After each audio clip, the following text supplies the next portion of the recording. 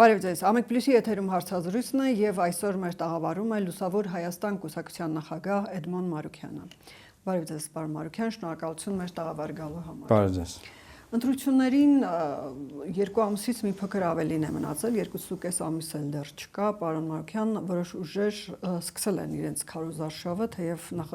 պաշտոնապես քարոզարշավը չի սկսվել, դուք մի քիչ ուշ կասեք, դա որքանով է ճիշտ կամ որքանով է պետք պատժի ենթարկել նման գործելավոճ, այնուամենայնիվ ես ուզում եմ հասկանալ, ինչու դուք չեք սկսել եւ ձեր մասնակցության ձևաչափի մասին դեռ որևէ հայտարարություն չկա։ Մենք հայտարարություն ունենք համագումարից հետո, համագումարի ժամանակ հայտարարել ենք դեկտեմբեր ամսին, որ մենք նախապատվությունը տալիս ենք խոշոր մասնակցությանը եւ այդ ուղղությամբ այո, եւ դուք համախմբման քաղաքական ողջ ընդդիմադիր ուժերին ասելով, որ մի կողմ եմ դնում բոլոր տարաձայնությունները, եկեք համախմբվենք, բայց այդ ուղղությամբ բավականին աշխատանք ենք տարել, շարունակում ենք ըստ էության նաեւ տանել Եվ մենք մինչև ըստ էության ապրիլի 11-ը ժամանակ ունենք։ Մենք ինքներս մեզ համար սահմանած, որովհետև ապրիլի 11-ին մեր սահմանած ժամկետն է, այդ օրը համագումար ունենք նշանակած։ Հետևաբար մինչ այդ օրը ֆորմատի վերաբերյալ հստակ մենք կհայտարարենք։ Ինչ վերաբերում է քարոզարշավին, որ հիմա քարոզարշավ են անում, ինչ որ մարզեր են գնում։ Տեսեք, կան նոր ուժեր, որոնք հանրությանը հայտնի չեն։ Նրանք պետք է փորձեն շատ կարճ ժամանակահատվածում ճանաչելի դառնալ, որը շատ դժվար է, եւ ինչ որ կերպ դիրքավորվել։ Եվ կա իշխանությունը բնականաբար, որը փորձում է ամեն ինչ անել, որ իշխանությունը պահպանել իր ունեցած ձայները, ասում են, սահմանադրական մեծամասնություն են ցանկանում տանել, քիչ ժպիտ առաջացնում դա ինձ մոտ, բայց ամեն դեպքում։ Հետեւաբար իրենք էլ իրենց արժեվ այդ դրած խնդիր ունեն։ Մենք այս իմաստով չկա հարց, որի վերաբերյալ կարծիք չենք արտահայտում, այսինքն անընդհատ մենք տարբեր եթերներով, հայտարարություններով հանդես ենք գալիս, բայց կոնկրետ քարոզարշավ որպես այդպիսին դեռևս այո, չենք իրականացնում, որովհետև մենք Հայաստանում ամենահայտնի 5 բրենդներից մեկն ենք ներկայացնում, Լուսավոր Հայաստան կուսակցությունը 5 ամենահայտնի բրենդներից մեկն է։ Ինչպես եք չափել։ Ուսումնասիրություն կա հրապարակված։ Որովհետեւ մարդիկ ճանաչում են, էլի, այսինքն ասում ես խոսքի Լուսավոր Հայաստան, մարդիկ գիտեն։ Եվ ճանաչելիության խնդիր չունենք, որ ասենք գնանք մեզ ճանաչեն, բա դիրքավորման խնդիր էլ չունենք, որովհետեւ հստակ է դիրքավորումը։ Հետեւաբար պետք է հասկանալ, այսինքն ընտրությունների մասնակցության ձևաչափը եւ ինչ նշաձող ենք մենք մեր համար սահմանում, էլի, այսինքն այդ նշաձողը ինչի մասին է։ Այդ նշաձողը նրա մասին է, որ կռիվը գնում են դիմադիր մանդատների համար, օրինակ։ Ոնց բոլորը եթե համակերպվել են, որ Նիկոլ Փաշինյանը պետքա վերընտրվի, ուրեմն կռիվը գնում են դիմադիր մանդատների համար։ Եվ նշաձող, որ կռիվը գնում է իշխանության համար, իշխանությունը փոխելու համար։ Այ դա մեր համար ավելի հետաքրքիր է։ Ձեր կարծիքով այդ ձեր նշած երկու տարբերակներից որի ուղղությամբ է ավելի շատ կռիվը գնում ընդդիմադիր դաշտում։ Այս պահին ընդդիմադիր մանդատների համար է կռիվ գնում ավելի շատ, քան թե իշխանություն լինելու համար։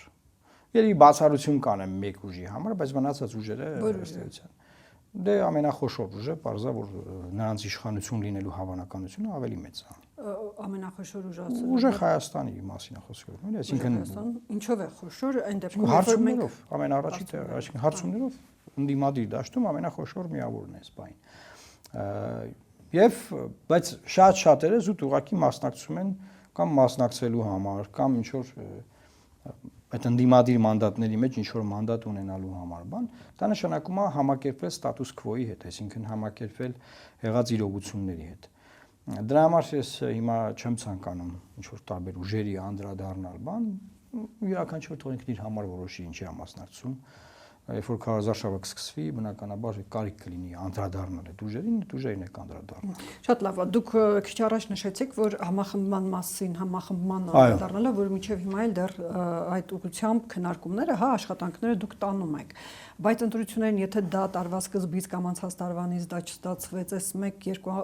1-2 ամիս էլ չէ, ըստ երևույթին մինչև քարոզարշավը դա պետք է քարոզարշավի սկիզբը 1 ամիս էլ կա։ Մինչև գրանցումները լինելու են ապրիլի 13-ից, եթե չեմ սխալվում, ըստ գրաֆիկի կենտրոնական ընտրական հանձնաժողովի մինչև ապրիլի 20-ը։ Շատ լավ։ Այդ ընթացքում, այդ 20 օրվա ընթացքում ինչ հույսեր կան, որ հնարավոր է որոշակի համախմբում։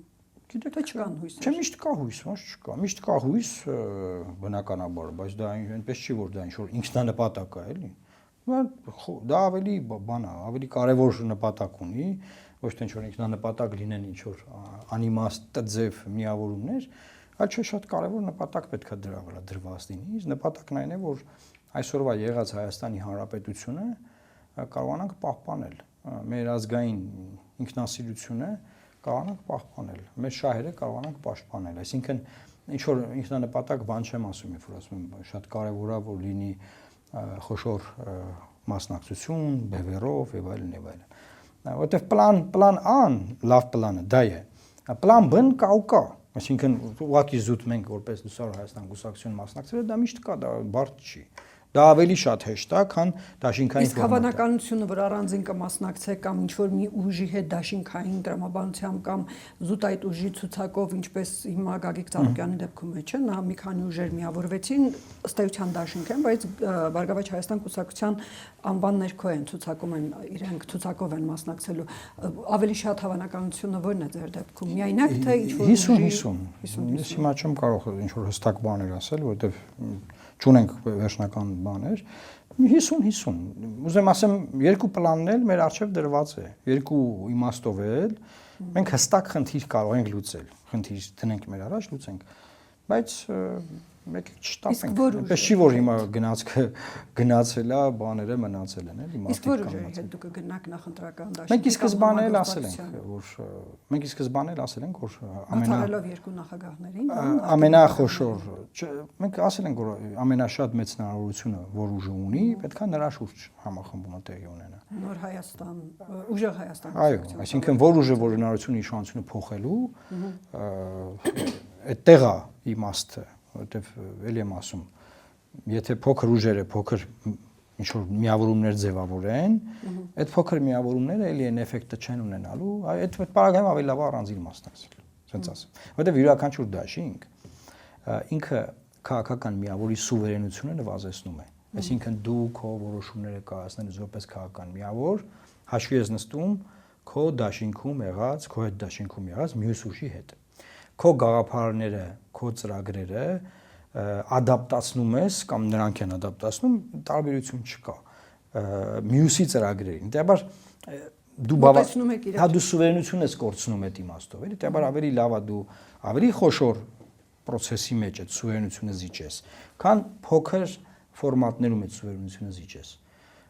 Որտեվ անարդյունավետ կլինի փոքր ֆորմատում։ Փոքր ֆորմատների հնարավորությունները անդադ եղել են հիմա էլ կան։ Պարոն Մարուկյան, իսկ այս պահի դրությամբ դուք դաշինքային տրամաբանությունը կարծեք թե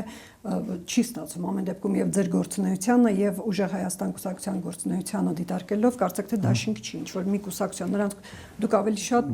հավանականություն դուք ինֆորմացիա չունեք որ ստացվում է կամ չի ստացվում ով ասում որ չի ստացվում տպավորությունը այդպեսին է իհարկե ինֆորմացիա հիմա միայն մեր հետ չի կապված բազմաթիվ ուժեր բանակցում են, խոսում են, քննարկումներ ունեն, միայն մենք չէ, մյուսները։ Ուզում եմ ասեմ, ինչ որ պահի բնականաբար դա ինչ որ անվերջ process չի։ Ինչ որ որոշում կկայացվի, այդ որոշումից կերևա։ Հա, ուզում եմ ասեմ, այդտեղ թե որն է ստացվում, չի ստացվում, ընթացքում կերևա։ Իսկ ձեզանից բացի այդ միավորման մեջ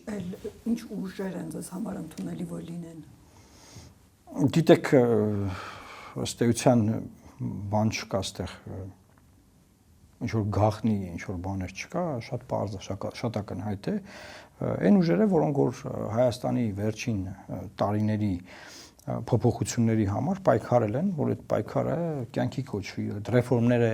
իրականացվեն։ Անուններով եմ ուզում որ դե ես չի ուզենա որևէ ուժի ոչ թերագնահատեմ, ոչ էլ գովազդեմ հիմա ես բան չեմ որևէ քաղաքական միավորի, ես միայն Լուսավոր Հայաստանի մարքեթինգով կա իրավունք ունեմ զբաղվելու։ Միայն մեզ կարող եմ գովել։ Գովացեք։ Այո։ Պարոն Մարուկյան, ամեն դեպքում դուք ինչ հնարավորություն եք տեսնում այս ընտրություններին, օրինակ ընդդիմադիրներն ասում են մենք արդեն բացահայտ ասում են, որ մենք Գյումրի 2 ենք անելու, այսինքն անցնելու ենք ազգային ժողով, միավորվելու ենք եւ իշխանություն ենք վերցնելու։ Որքան է դրա հավանականությունը մեծ։ Գիտեք, ես բազմիցս խոսել եմ այդ Գյումրի 2-ի մասին, ինքը այլևս ախր Գյումրի 2-ի ինչի մասին, ինքը չի ստացվել։ Մենք ասել Գյումրի 2, դե չի ստացվել Գյումրի 2-ը։ Հա, Գյումրի 2-ը չի ստացվել։ Գյումրի 2 կանենք, այսինքն Գյումրի 1-ին կընտրենք։ Գյումրի 1-ը չի ստացվել հիմա, Գյումրի 2-ը։ Թե նստած է Գյումրի 1-ի բանը, հաջողության պատմությունը, հիմա բանտարկված է այդ մարդը։ Հիմա ասենք ոնց կարելի է ինչ որ բանտարկված case, հա, բերել որպես հաջողության պատմություն ներկայացնել։ Բայց նայեք, օքեյ, թող փորձեն։ Իմ տեսլականը եղել է այլ, որ պետք է լինի դիմադիր մեկ միասնական ցուցակով հանդես եկող բևեր, որի պարագայում անգամ կարիք չէր լինելու ինչ որ արձագանքել Նիկոլ Փաշինյանի որևէ հայտարարության։ Ասենք, որ ինքը լայվ մտնի, ասի քարակոսը ուտելիք է, թե կենթանի է, պետք չէր անգամ դրան արձան։ Ոչ մի բանի։ Քարակոսը ուղղակի քարակոս էր մնալու։ Հիմա այս պարագայում բնական է, որ արդեն 20 ուժ մասնակցում է, չէ՞։ Հիմա 20 ուժ մասնակցության պարագայում ինչ Գյումրի 2, ինչ բան, ինչ քարակոս։ Լրիվ այլ բաներ են սպասվում։ Նրանցից մեծ մասը իհարկե անցորդ շեմը չեն հաղթահարի, մի քանիսը ըստ երևույթին ձեր նշած ուժեղ Հայաստան դաշինքը, նաև Ծառուկյանի այդ համախմբումը մտադրություն կա այդ 3-ով միանալ։ Կներեք, ես չեմ կարող որևէ ուժերի միավորումների մասին հիմա կոմենտ անել, ասենք, ես չգիտեմ, ինչ լավ է, կոալիցիա ազգային ժողովը։ Թող ընդադրվեն, ինչ ասեմ։ Իսկ դուք, օրինակ, եթե ուժեղ Հայաստան դաշինքով մասնակցեք կամ կուսակցության մասնակցեք եւ ազգային ժողովում այնպիսի իրավիճակ ստեղծի, որ իսկապես պետք է միավորվեք այս 3-ով մի մեծ բևեռ կամ ինչու ոչ իշխանություն վերցնելու, դուք համաձայն եք դրա հետ։ Ռոբերտ Քոչարյանի հետ միասին։ Ես ուզում եմ ձեզ պատմեմ Կիկոսի մահը, ուրեմն ինչ է տեղի ունենում։ Տան աղջկան ուղարկում են ջրի։ Իր ֆունկցիան լինում է ջուր բերելը, բայց ինքը գնում է ջուրը բերելու տեղը եւ ֆունկցիան չի կատարում, հասկանում եք, ջուրը չի բերում։ Նստում է սկսում է մտածել, որ ինքը գնա մարտի, ունենա որդի, որդուն ուղարկեն ջրի, գնա Կիկոսը մեռնի, ու սկսում է լացել Կիկոսի համար բան, ու բոլորը սկսում են բանը, վերջում ինչ է լինում, կենթանի եզը մորթում են։ Այո։ Բայց այդ այսինքն իրանք ունեցած կապիտալը ոչնչացում են։ Հիմա ես ուզում եմ ասեմ, որ Հայաստանում քաղաքական տրամաբանությունը, քանի որ մեր ազգի սիրելի հեքիաթներից է դա, չեմ դա հեքիաթ է թե առակա ըստեյության ավելի շատ որ դասեր քաղել Կիկոսի, բայց դուք այն ինչ որ նկարագրում եք, դա Կիկոսի մահվանն է նման։ Ինչի ֆունկցիան, ինչու ընդունելի չի այդ ձեր ասածը, ինչ որտեղ ընդունելի է, որտեղ ոչ, այո, համեմատությունը, որտեղ դուք գնում եք ընտրությունների եւ ընտրողը պետք է հասկանա, թե ազգային ժողովից հետո դուք ինչի եք պատրաստվում։ Երբ որ մենք կլինենք քարոզարշավի մեջ, երբ որ մենք կլինենք քարոզարշավի մեջ, երբ որ մենք կլինենք ինչ որ բևեռում, այդ ժամանակ այդ հարցը կարելի է գոնե այդ ժամանակ տալ։ Հիմա չէ, քարոզարշավ չի, հիմա քաղաքական ուժերն է դիրքավորված չեն, ուժերը գրանցված չեն։ Ռեալ քարոզարշավը, ուրեմն քարոզարշավը ընտրական ուժեղ Հայաստանը ընտրական օրենսգրքով քարոզարշավը սկսվում է այն ժամանակ, երբ որ քաղաքական ուժերը գրանցվում են եւ գործում է լրիվ այլ կանոններ, քան թե հիմա է։ Եվ քարոզարշավը շատ խիստ կանոնակարգված է։ Եվ այդ իմաստով դրա համար եմ ասում, էլի հիմա ասենք ֆունկցիան որն է անդիմության, փոխել իշխանությունը։ Այդ ֆունկցիայի մասին է պետք մտածել։ Մնացած բոլոր քննարկումները Կիկոսի մահվան մասին է, որը վերջում մորթում են այդ ընտանիքի միակ առողջ եզը։ Հիմա ես ուզում եմ մեր օպոզիցիային խորհուրդ տալ, որ եկեք չգնանք այդ ճանապարհով, եկեք խելացի լինենք այս անգամ։ Ես այսքանով ուզում եմ այդ հատվածը ամփոփեմ, որովհետև ես չեմ ուզում հիպոթետիկ ինչ որ բաներ քննարկել։ Հիպոթետիկ բան։ Իշխանություններն էլ խորհուրդ են տալիս կամ կոչ են անում մեր ընտրողներին, որ եթե իրանք չեն լինելու իշխանության կամ եթե գործող ընդդիմությունն է լինելու, որոնք հավակնում են այդ հատկապես 3 ուժեր, ապա աշնանը կամ սեպտեմբերին, ինչպես Նիկոլ Փաշինյանը ասաց, պատերազմ կարող է լինել, որովհետև վերաբանակցությունը դա նշանակում է խաղաղության այս նրանց ստեղծած կառույցի փլուզում։ Իսկ ինչ են իրանք ստեղծել։ Օրինակ եկեք դրա բովանդակությունը քննարկենք։ Ինքն ասում է մեր պայմանավորված բովանդակությունը մի տարբերակով կարա լավարկվի, դեպի ավելի լավը դառնա։ Երկու տարբերակով կարա ավելի վատանա։ Հիմա ես կարծում եմ, եթե մի տարբերակի շանս կա, որ դրան լավացնենք, ուրեմն պետք է անպայման իրանց հեռացնել։ Եվ դրա մասին խոսում է Փաշինյանը, ինքը ասում է մի տարբերակով կարա լավարկվի։ 3 հնարավոր տարբերակներից։ Այսինքն ինքը խոսում է նրա մասին, որ հնարավոր է եղել ավելի լավ պայմանագիր ունենալ, բայց իրանք պայմանավորվել են այն ինչ որ կա։ Իրականությունը այլ է, իրենք չեն պայմանավորվել ոչ մի բան։ Ուղղակի հոգնել են կամ չգիտեմ, իրանք հոգնածրել են կամ իրանք ինչ-որ պայ հանձնվել են եւ որոշել են, որ ընդունում են բոլոր Ալիևի պահանջները, որ այս պահին ֆիքսվի էս ինչ որ կա։ Այսինքն այս ֆիքսում ենք, որ Հայաստանի եւ Ադրբեջանի ընդհանուր սահմանի երկայնքով չպիտի լինեն երրորդ երկրների ուժեր։ Հայաստանի ինքնիշխանությունը սահմանափակել են։ Որոշել են, որ Հայաստանը ինչ-որ դատական գործ ունի, բոլորը պետք է հետ վերցնի։ Որոշել են, որ Արցախահայության իրավունքներով չպետք է զբաղվեն։ Որոշել են, որ հայ ժողովրդի քրիստոնեական ժառանգության հարցերը չպետք է բարձրացնեն։ Որոշել են, որ Արարատ լեռը պետք է հանեն բոլոր սիմվոլներից։ Որոշել են, որ Հայաստանի զինանշանը պետք է փոխեն։ Որոշել են, որ պետք է սահմանադրությունից անկախության հռչակագրի վերաբերյալ նախաբանի հղումը հեռացնեն։ Որոշել են, որ պետք է ադրբեջանցիներին բերեն բնակեցնեն Հայաստանում։ Որոշել են, որ պետք է մեր ստրատեգիական ճանապարհները մենք կորցնենք։ Չէ, հերթով փուլարփուլ կիմանաք հիմա։ Մի մասը ամսի 7-ից հետո պետք է լինի, եթե ինքը ընտրվի։ Ուզում եմ ասեմ, որ ամսի 7-ից հետո որոշում է լինելու, որ ադրբեջանցիները գան։ Եթե հանկարծը վերընտրվեն, ուրեմն ուշադրիչ եք, եթե հանկարծին վերընտրվի Փաշինյանը,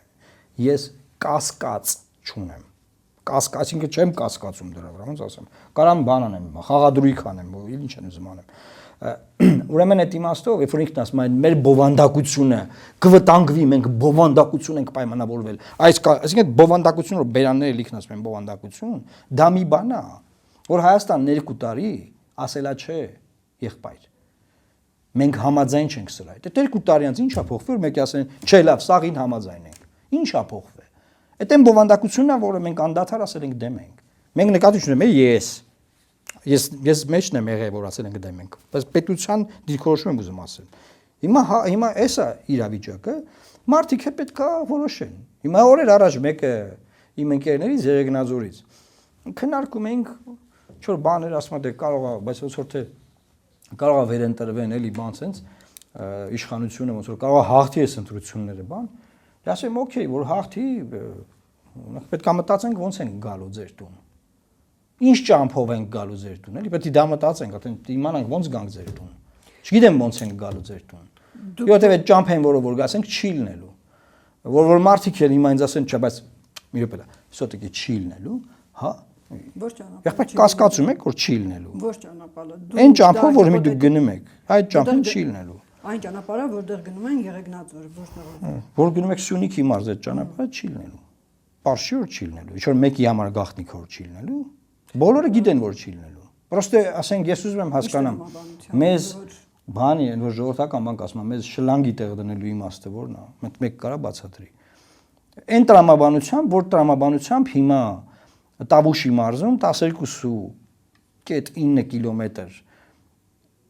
անունը դրել են սահմանազատում, Հայաստանի զորքերը հետ են քաշել ու Ադրբեջանը մնացել է Հայաստանի տարածքներում։ Այդ տրամաբանությամբ չի լինելու։ Ունդե մի հատ պատ են կառուցել, որ ես կոչվում եմ ամոթի պատ։ Իրանք գնում են այդ պատի մոտ նկարվում են, բայց դա մեր ամոթի պատն է, որովհետև ով որ այդ թեմայով բանա պայմանավորվել, ինքը չի կարող ասել հենց պայմանավորվի, որ համ իրենք դուրս գան, համ մենք, մենակ մենք ենք դուրս եկել, իրենք մնացել։ Այդ տրամաբանությամբ չի պայմանավորվածությունների բանակցելու հարցն է, որ ինչպես ընդդիմադիրներն ասում են ուժեղ բանակցողա պետք, մենք ուժեղ ենք կգանք, թե զուտ հնարավորությունների հարց է, որի ունենալու դեպքում կարող է ուժեղ լինել, չունենալու դեպքում այս իշխանությունը դա անվտանգային բազմաթիվ համակարգեր են, այդ թվում դաշնակիցներ, այդ թվում ռեսուրսներ մարդկային, այդ թվում նաև ֆինանսական եւ տարբեր։ Այս հարցի պատասխանը տվել է Փաշինյանը։ Այնինչ շնորհակալ եմ դիրա լայվի համար չեք պատկաստ։ Ինքը ասել է 3 տարբերակից մեկով կարա լավանա։ Այդ մեկ տարբերակը մենք պետք է փորձենք։ Մենք դատապարտված չենք, հասկանում եք, մենք որ պատերազմ պարտվել ենք, դա չի նշանակում, որ այդ պարտությունը մուլտիպլիկատիվ բազմապատկման հայերեն ասեմ, էֆեկտ ունի։ Ինչ է նշանակում դա։ Նշանակում է, ասենք, չես կարող ասենք մի հատ որ պարտվել ես, անընդհատ այդ ասենք դու այդ պարտված լինելու համար անընդհատ դու զիջես։ Չի լինում։ Մի հատ պարտվել ես, արդեն դա զիջում է, արդեն դա արձանագրվել է։ Այդ պարտությունն է պետքա պատվով ընդունել, էլի։ Պատվով ընդունել, արձանագրել, դասեր քաղել, բան շարժվել առ, ոչ թե բանը հողը լցնել գլխիդ են, որ վայ մեր մահը եկել է, սաղին քարոզել, որ սաղ դասալիք են, սաղ վատն են, սաղ փախել են, սաղ թռել են, սաղ դավաճանել են, սաղ գցել են, ոչ մի զենք չի կրակել, սաղ վատա բան, տես չի, չէ։ Դա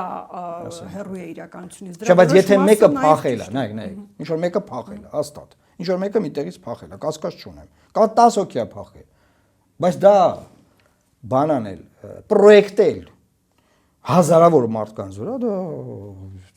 բառը չեմ գտնում այդ գնահատականը տալ։ Կամ եթե մի հատ ինչ որ ռակետ չի կրակել, կարող է մի հատ չի կրակել, կա 10 հատ չի կրակել։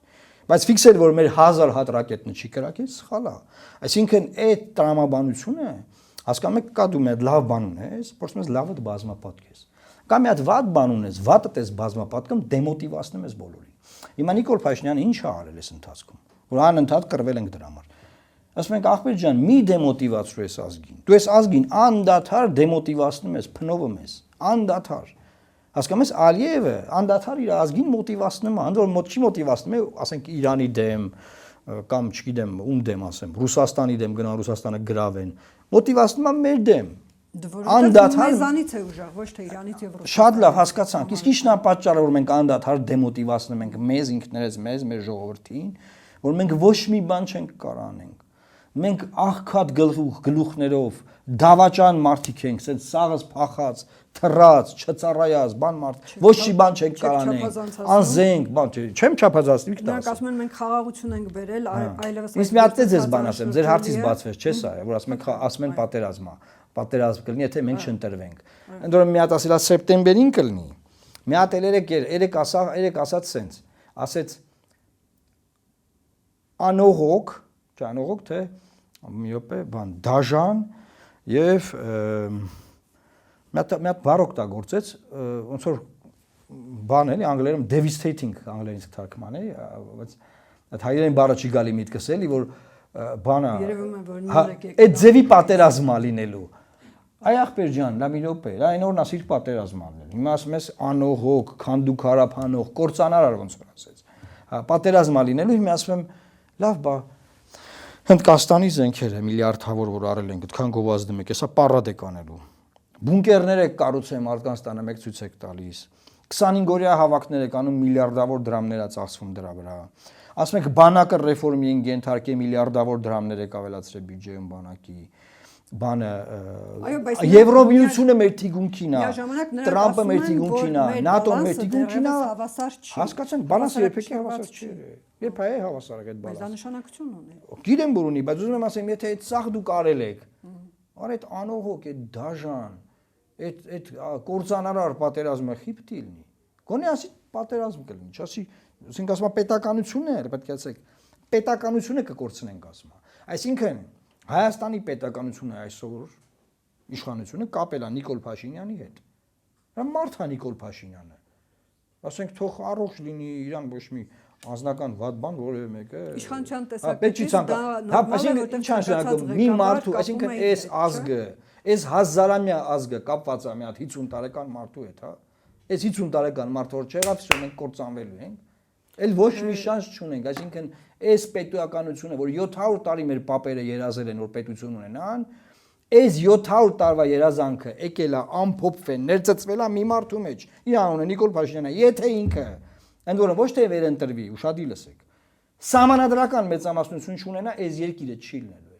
Չի լինելու, գնացեք, փախեք, կործանվեք։ Կամ մի հատ ուրիշ տարբերակ ունեք։ Առավոտը 8-ին չէ, 7-ից գնացեք տեղամասեր, հերթ կայնեք, որ ընտրեք։ Գիժեք, այսի չեք անում։ Որ երկրի ղեկավարը կարա ինքը իրան նույնացնի իր պետականության հարատևության հետ։ Մենք ունեցել ենք նման երկրի ղեկավար։ Որ ասել է 18 թվականին Սերժ Սարգսյանն ասում էր ես գալիս եմ։ Ասում էր որ չելնեմ Ղարաբաղը չի լինի։ Մի րոպե, մի ուշադիր։ Ասում էր որ չելնեմ Ղարաբաղի հարցը չեն կարող ուզեն։ Հանկուր ստեղ արդեն Ղարաբաղը չկա, Հայաստանը չի լինելու։ Կամ ասենք լավ, եթե Սերժ Սարգսյանը տենց արել է։ Ինքը դե վատն էր, բարձր։ Դրա համար հեղափոխություն ա եղել, ժողովուրդը լա փողոց, գետերի պես լցվել են փողոցները եւ մերժել են իրան։ Ինքն էլ մերժվել է, հորաժարական անտեպ գնացել։ Նիկոլ Փաշինյանը նույն տրամաբանությունը խիա շարունակում։ Յանը վատն էր, վատ բան արել, ու ես նույն բանը անում։ Բայց նա չի ասի Հայաստանը չի լինի, որ ես վարչապետ չդառնամ 3-րդ ժամկետում։ Իրանք հիմնավորում էին, որ այ Ղարաբաղյան հիմնահարցի կոնտեքստում պետք է ինքը Այն ժամանակ արձիականներ Ղարաբաղյան հարցը։ Հա, հիմա Հայաստանն արդեն արձիական։ Բան չի մնացել, էլի մեզ 700 տարի պապերը պետություն են երազել, եկել են ընկել։ Բաստորեն միայն Նիկոլի հույսով է այս սախ։ Չլինի Նիկոլը մենք կործանվելու ենք, էլի։ Պարոն Մարուկյան, իսկ այդ դեպքում Նիկոլ Փաշինյանը իր իշխանության հետ միասին ասում են մենք որոշակի արդեն խաղաղություն բերել ենք, անվտանգության որոշակի երաշխիքներ կան, զուտ նրանով որ խաղաղությունը ապահոված է եւ որ Անդիմադիր ուժերը, որոնք գալիս եւ ասում են մենք պետք է վերաբանակցենք, դա արդեն այդ խաղաղության փլուզում է։ Չեք կարծում, որ իսկապես այդպես է վերաբանակցելը եղած բավականին դժվար ճանապարհով ձեռք բերված այս խաղաղությունը, ինչպես դուք եք ասում, զիջումներով, մի հատ վերաբանակցման հարց դնելը եւ պահանջներ ներկայացնելը արդեն իսկապես կարող է նոր պատերազմ։ Նախ ով ասել որ վերաբանակցելու են։ Այսօր անդիմադիր ուժեր կան, որ ասենք Նիկոլ Փաշինյանից ավելի բեթար Նիկոլ Փաշինյանն է։ Ասենք ինչ ասել է, իրանք ասում են այո մենք դա կանենք։ Ինչ հարց ասել ասում մենք դրա կողմից ենք։ Ախպեր դե դրա կողմից եք այնա ինքը կա էլի դուք եք ուզում դառնալ։ Ռոբերտ Քոչարյանը Հայաստան դաշինքով ասում է։ Ասում վերաբանակցելու են, ես չեմ լսել։ լսել։ Նոր ուժեր ասում են մենք ասում են։ Դուք ինչ եք ասում։ Մենք ես ասել եմ որ վերաբանակցելու ենք, բայց հա ես ասել եմ որ ես քանի որ բանակցությունից տեղյակ եմ։ Ինչն եք վերաբանակցելու։ Ես վերաբանակցելու եմ որ մեր թորները իրավունք ունենան Հայաստանի եւ Ադրբեջանի սահմանի երկայնքով օրինակ Միացյալ Նահանգների ռազմաբազա տեղակայեն կամ Իրանի Իսլամական Հանրապետության կամ Ռուսաստանի կամ Ֆրանսիայի մենք չգիտենք 50-100 տարի հետո ինչ անելու այս ռեգիոնում չէ կարող 50-100 տարի հետո Իրանը դառնում է մի հատ ոսկի ժողովրդավարական դեմոկրատ ռեգիոնի ազատության ջահը պահած երկիր օրինակ ուզում ենք ռազմական համագործակցենք ռազմաբազա դնենք կամ լավ մեր սիրած ֆրանսիականը դնենք հիմա իր պայմանավորված բովանդակությամբ իրավունք չունենք Մեզ զրկել է այդ իրավունքը։ Ում հետ եք վերաբանակցելու։ Ամերիկայի եւ Ադրբեջանի։ Ամերիկայի եւ Ադրբեջանի հետ չէ բանակցությունները, Ադրբեջանի հետ։ Ադրբեջանի հետ։ Ամերիկան ինչ կապ ունի։ Ձեր կարծիքով դա հնարավոր է իշխանություններն ասում են ոչ պետք չի մենք սրան էլ կգնանք ինչ։ Այո, իմ կարծիքով դա հնարավոր էր, երբ որ կար փուլ բանակցային, որից ես որոշակի տեղեկություններ ունեմ, Հայաստանը չէր համաձայնվում դրան։ Եվ գիտեր որ հնարավոր է դրա համար չէր համաձայնվում եւ շատ հիմնավոր շատ հիմնավոր էր բայց միտումնավոր չհամաձայնվեց որպեսզի հերթական զիջում անի ասում եմ շատ հիմնավոր մենք բացատրել ենք որ մենք այդ կետի հետ չենք համաձայնվել Ադրբեջանի այո հետո ես ո՞ւմ էր Ադրբեջանը այսինքն այն պահին որ ես եղել եմ Ադրբեջանի հետ մեր դիրքորոշումը դա է եղել Բայց Ադրբեջանը չի ընդունում որ օրինակ ես եւ դուք ստեղ լինենք հիմա ինչ մենք կանք չէ ասենք Ադրբեջանը չի ընդունում որ sense երկիր պիտի լինի հիմա բայց կանք չէ ասենք ուզում ասեմ ինչ ասում ընդունել էր բանակցային process է ինքը ասում է A դու ասում ես B ինքը ասում է 2-ին գումարած 2 դու ասում ես մի հատ էլ գումարած 7 հիմա դա բանակցություն է հիմա 2 տարի այդ բանակցությունը գնացել է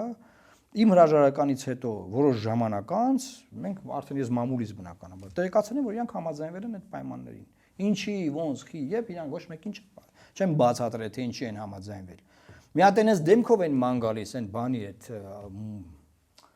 հարսնացուն հյուսիսի Մուրադի դեմքով, որ մտամ մի հատ մի մեծ փառապանց բան է, ինչ է կարևոր ասեմ։ Այս ինչ է կարի ասենք հակառակորդը ձեր դեմ իջնել ասեք եղավ։ Գալու եք իշխանության եւ ասելու եք մենք սկսում ենք ինչպես Նիկոլ Փաշինյանն ասաց։ Ոչ թե ասելու ենք հենց որ եկանք դա արդեն պարզալին որ պետքա խոսանք այդ թեմաները, որովհետեւ այդ թեմաները փակված չեն։ Այդ թեմաները փակված չեն։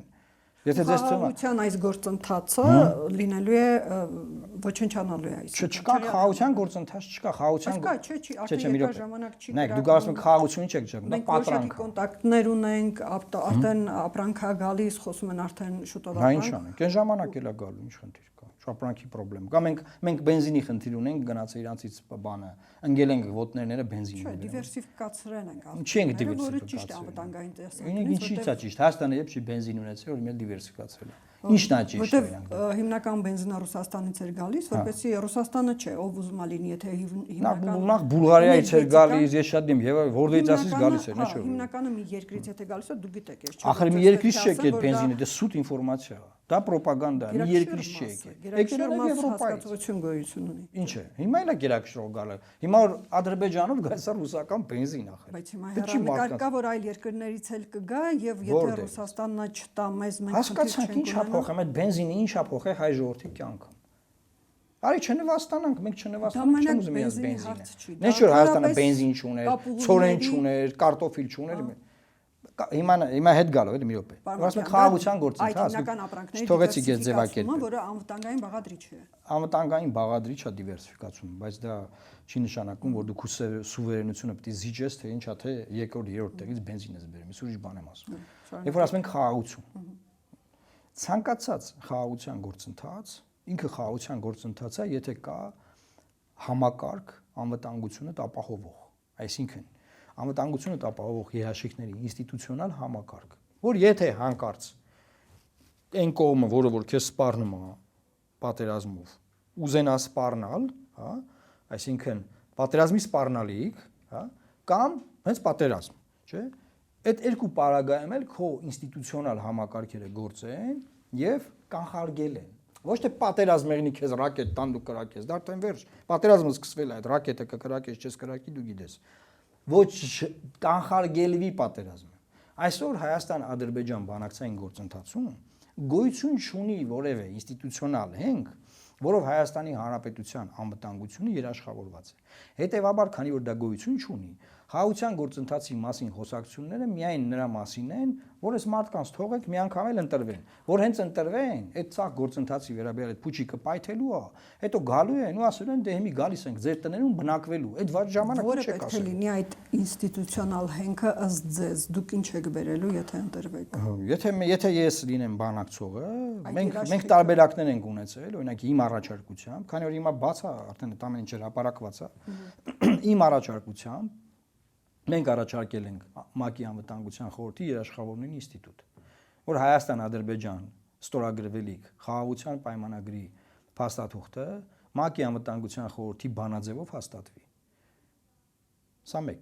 Մյուս առաջարկն է եղել, որ խաղաղության պայմանագրի երաշխավորների ինստիտուտ ներդրվի, որոնք կլինեն մեզ հայտնի ուժերը՝ Միացյալ Նահանգներ, Ֆրանսիա եւ Ռուսաստանի Դաշնություն։ Այսինքն մենք ունեցել ենք տարբերակներ, որոնք մենք կարող ենք առաջ մղել։ Նայեք, ես քանի եթերներում ասել եմ, նորից ուզում եմ ասել։ Երբ որ դուք գնաք հիմա, օրինակ ձեր մեքենան կամ բնակարանը, որևէ գույք վաճառելու,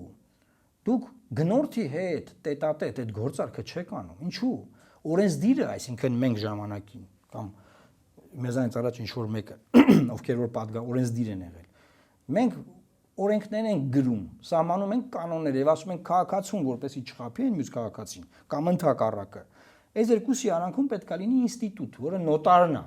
որ դուք գնում եք նոտար, նոտարի մոտ պայմանավորվում եք, դու տալիս ես ինքը տալիս է գումարը, դու տալիս ես մեքենան կամ գույքը եւ որ հանկարծ որևէ մեկը չխափի գործարքը տեղի ունենա։ Այսինքն մի հատ անձնական կյանքում եղած գործարք, անգամ զույգը որ ուզում ամուսնանա, իրար սիրում են, իրար սիրում են, պիտի ամուսնանան, գնում են ԶԱԳՍ, որ մի հատ ինստիտուտ, այդ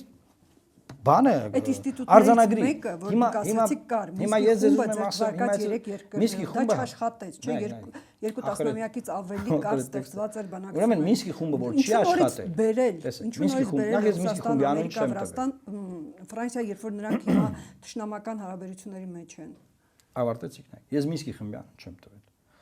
ես ուզում եմ պրոստը քաղաքացուն բացատրել որ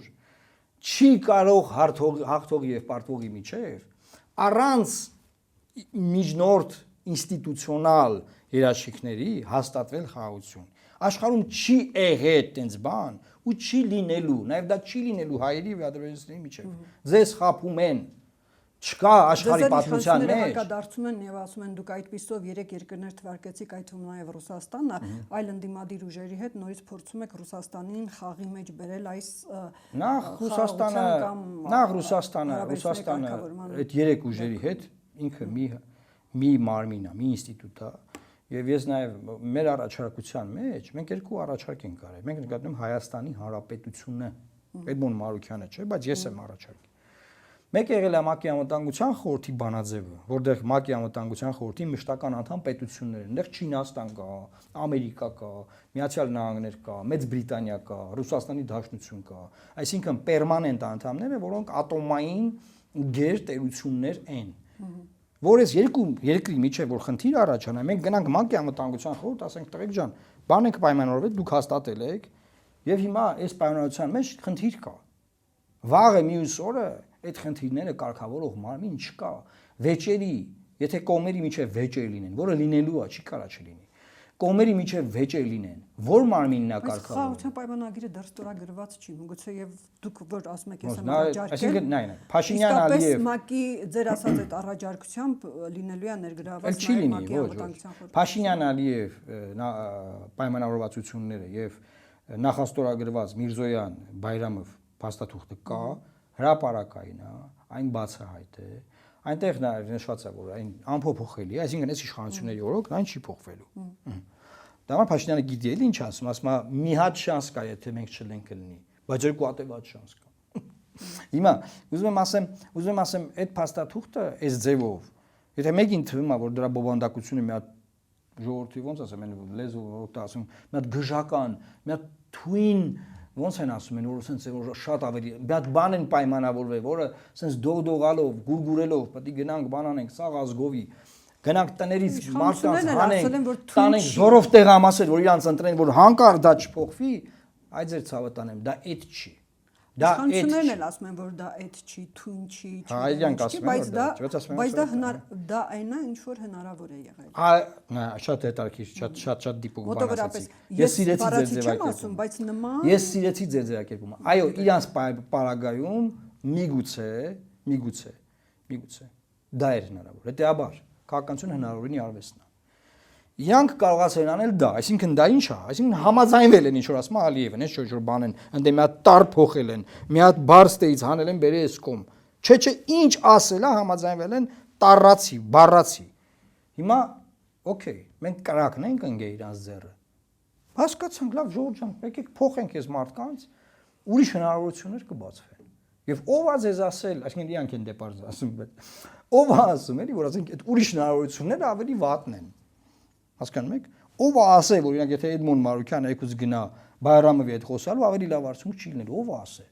Ով է դա պնդում, չկա տենց պնդում։ Ուղղակի այս իշխանությունը սպառված է։ Ես իրանց էլ եմ հասկանում։ Չեն կարա իրանք էլ ավելի լավ բան անեն, deliver անեն, էլի, որպես product տան մեզ։ Հասկանում եք, չենք, իրանք ասում են, մենք էս կարանք անենք, հասկացանք, եղբայր եղավ։ Դուք եկելի գնաք տուն։ Всё,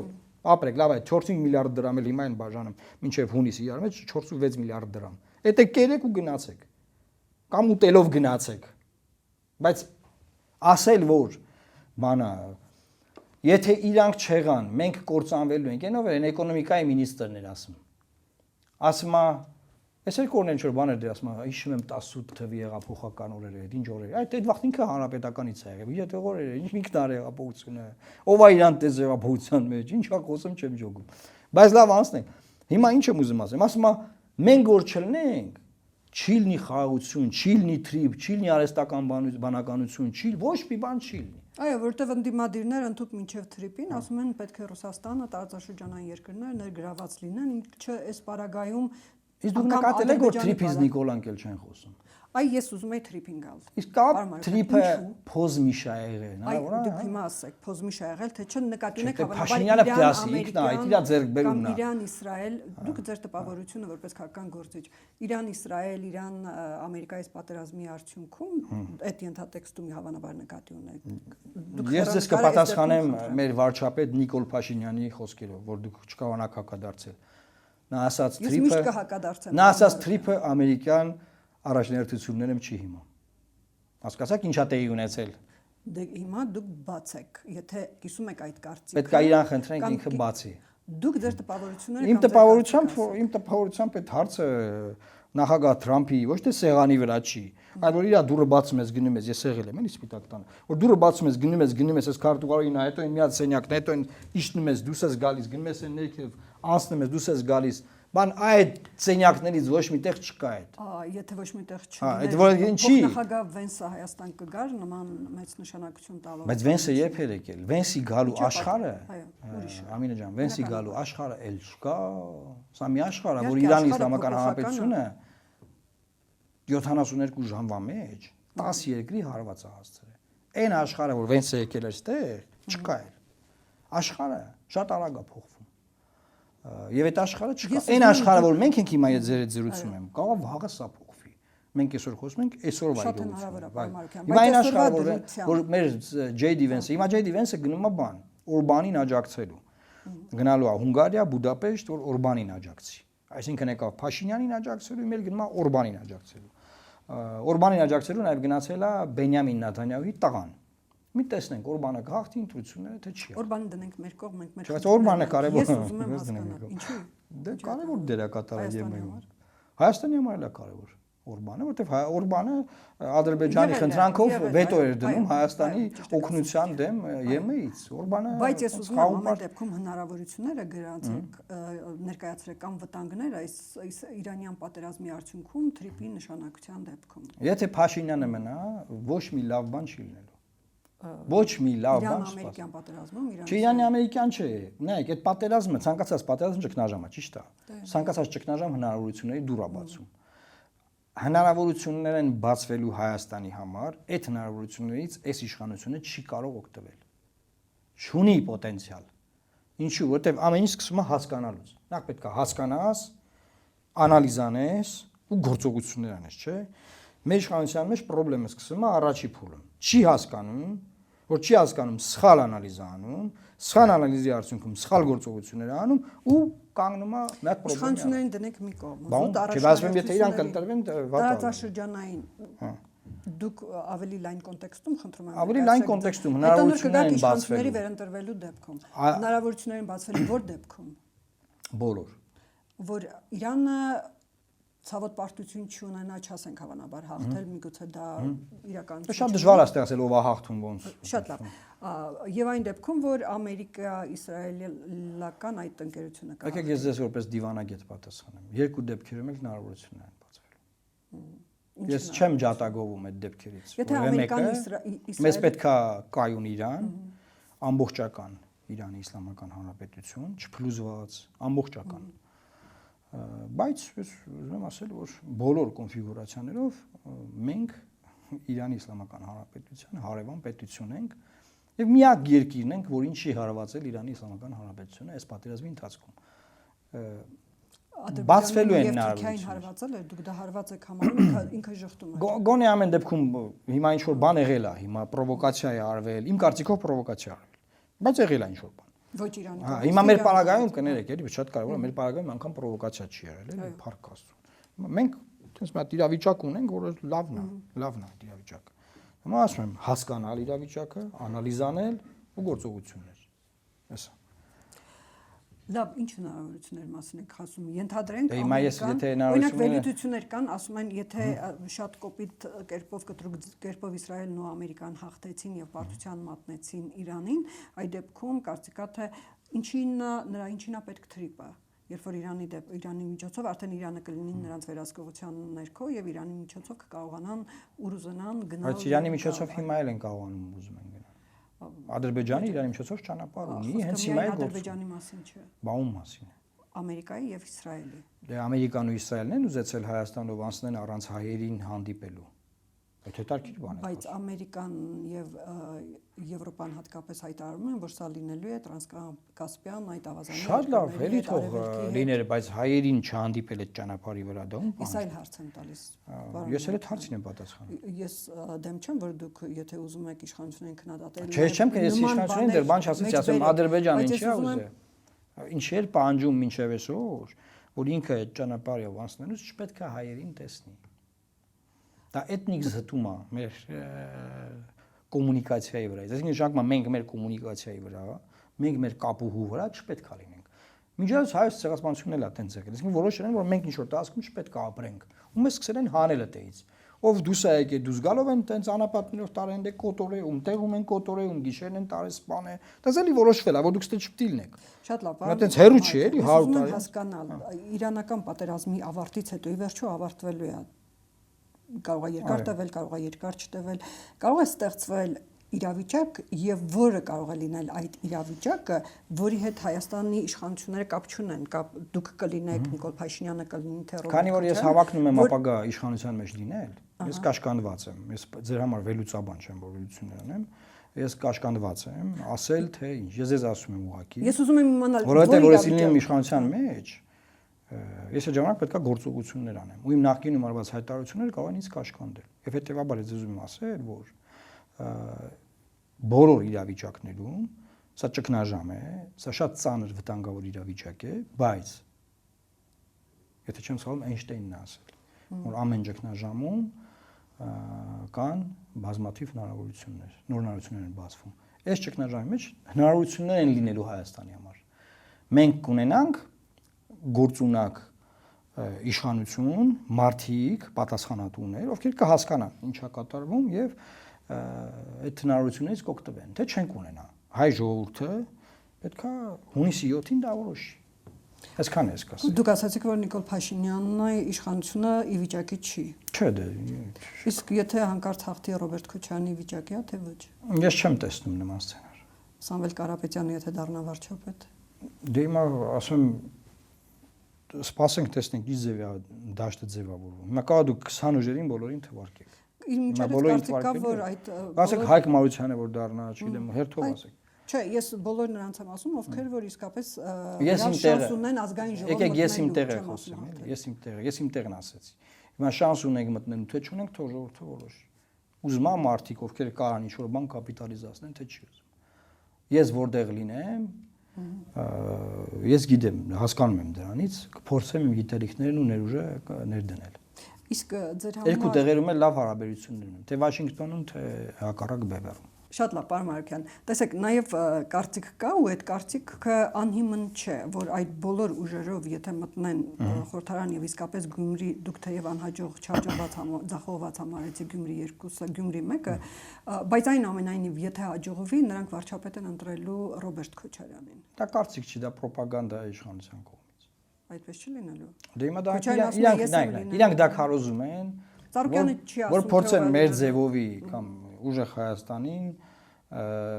դնել այդ խմբի մեջ, որ ձայն քիչ տանեն։ Սովորական ռոպագանդա է։ Այսինքն տրամաբանությունը ո՞րն է, եթե դուք առաջ տեղում եք, այն մեկը երկրորդ, այն մեկը երրորդ, գնան երրորդ տեղի ուժին ընտրեն, կամ երկրորդին։ Այն դեպքում որ դուք եք առաջ տեղ։ Քարոշչությունը անում են, էլի։ Իսկ իշխանապողության վերջին հարցավանական։ Կարան ինձ ընտրեն, ինչի օրինակ բան անում։ Իշխանապողության հավանական, թող ընտրեն։ Իշխանապողության հավանականությունը որքանն է ըստ ձեզ, այն դեպքում, երբ որ գիտեք վերջին հարցումները Միջազգային Հանրապետական ինստիտուտի թեև ոչ 50% կամ 30%, բայց 20% Նիկոլ Փաշինյանին, 24 թե 26% իր քաղաքական ուժին ձայն էր տալիս, ամենամեծ վարկանիշ ունեցողը իրենք էին։ Անդիմադիր ուժերի ձայնը, անդիմադիր ուժերի, այսինքն անդիմադիր թևի ձայները, չեմ ասում մի ուժի, բազմաթիվ, հա, ավելին է, քան իշխանության։ Այսինքն եթե անդիմությունը լինի իմ ասած համախմբված, ինքը հանգիստ կրում է։ Պետք չի քարակոսին արձագանքել։ Որ քարակոսը կենթանի է, թե ուտելիք։ Անկախ նրանից թե վարչապետ ով կլինի։ Այո։ Շնորհակալություն, պարոն Մարուկյան։ Ընտրեմ, շատ քարակոսային եթեր էր։ Ոչ, ես կարծում եմ շատ լավ։ Ես կատակում եմ, շատ լավ եթեր էր։ Բայց քարակոսը ված բան չի երևի։ Հա, իհարկե։ Ես մեր հերթադիտողներին հիշեցնեմ, որ Ամեկ Պլյուսի տաղավարում էր Լուսավոր Հայաստան կուսակցության նախագահ Էդմոն Մարուկյանը։